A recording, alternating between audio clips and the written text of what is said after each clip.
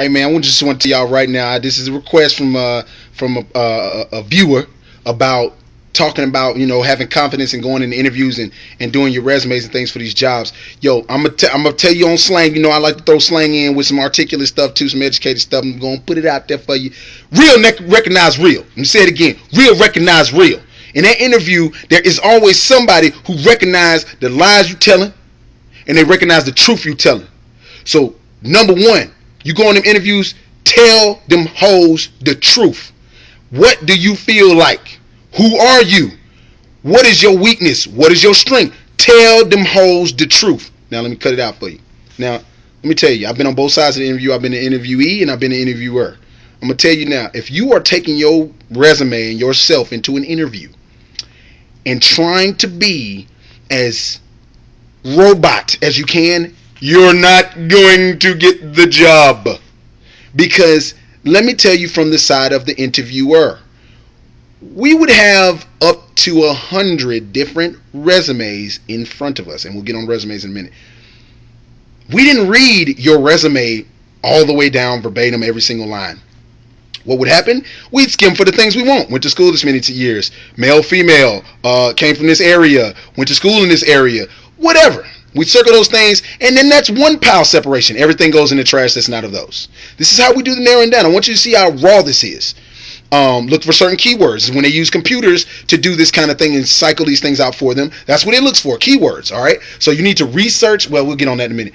And then those things be weeded out. Then from that pile, we go to the most important of those words that we really want. And then we shave those off. That last bit of maybe 60 maximum folks will get a call back for an interview. However, a callback means if they talk the correct way on the phone, Jello pudding, then they may get a physical interview. So yes, the important part for you is if you get a call, know that maybe up to 2 to 3 things have already happened to get you to that point. And when you get a call, yes, take an hour before and an hour after so that you have plenty of space to breathe, because when this call happens that you set up, you need to be ready to speak clearly. No or not as many, not a lot of stuttering, not a lot of background noise. That includes water running, dogs barking, kids screaming, or any of that stuff, because those will get you weeded out immediately.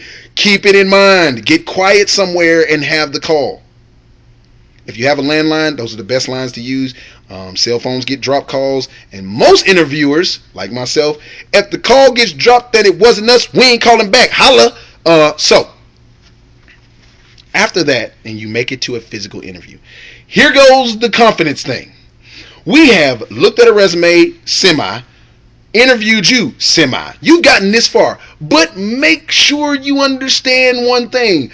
If there's 17 to 30 of you in a room going for an interview all day, the spot open could be half of that, a quarter of that, one person. Don't think because, and some people do this, don't think because there's more of you there that for some reason they must be hiring for a lot of positions. Wrong. They need this many people to get one quality person. So they need more people to get 2 quality people. Okay, so don't think that. It's still the hot seat for you. Now, you can do this one of 2 ways.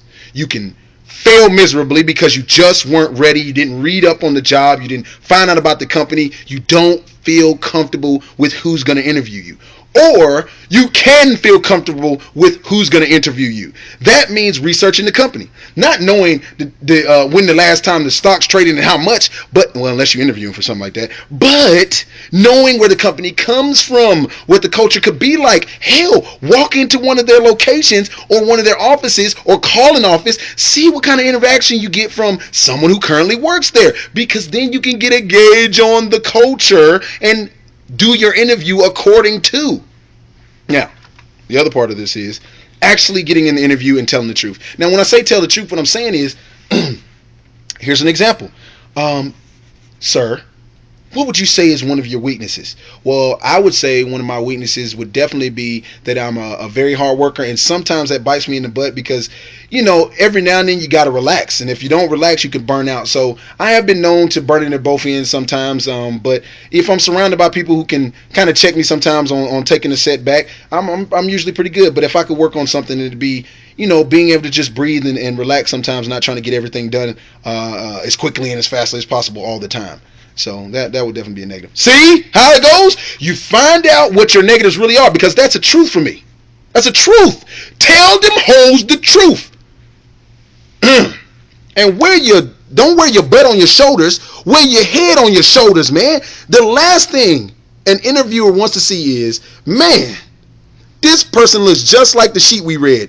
You didn't get the job, because that just means you're nobody. You're a number. Unless this is a call center or a manufacturing job on a system line, which is what these places more look for. But that comes from you finding out and researching the